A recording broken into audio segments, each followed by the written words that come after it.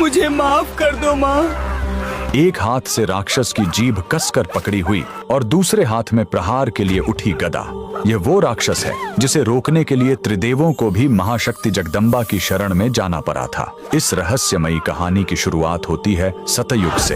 एक खूंखार राक्षस था मदनासुर। उसने घोर तपस्या करके सृष्टि के रचयिता ब्रह्मदेव से वाक सिद्धि का वरदान पा लिया। इसका सीधा सा मतलब था कि उस राक्षस के मुंह से निकली हुई हर बात सच हो जाए। इस वरदान का फायदा उठाकर उसने पूरी दुनिया में तबाही मचानी शुरू कर दी। जब पूरी सृष्टि पर प्रलय का खतरा मंडराने लगा, तब जगत के पालनहार भगवान विष्णु ने उसे रोकने का फैसला किया।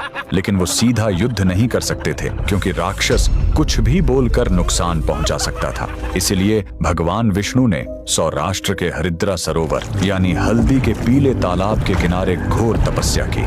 उनकी पुकार सुनकर उस पीले जल से एक महाशक्ति प्रकट हुई। पीले वस्त्रों में सोने की तरह चमकती माँ बगलामुखी। सरोवर से प्रकट होते ही माँ बगलामुखी सीधा मदनासुर के सामने पहुंच गईं। इससे पहले कि वह राक्षस अपने मुंह से कोई श्राप निकालता, माँ ने तुरंत आगे बढ़कर उसकी जीभ कसकर पकड़ ली, क्योंकि उसकी सारी शक्ति उसकी जबान में थी।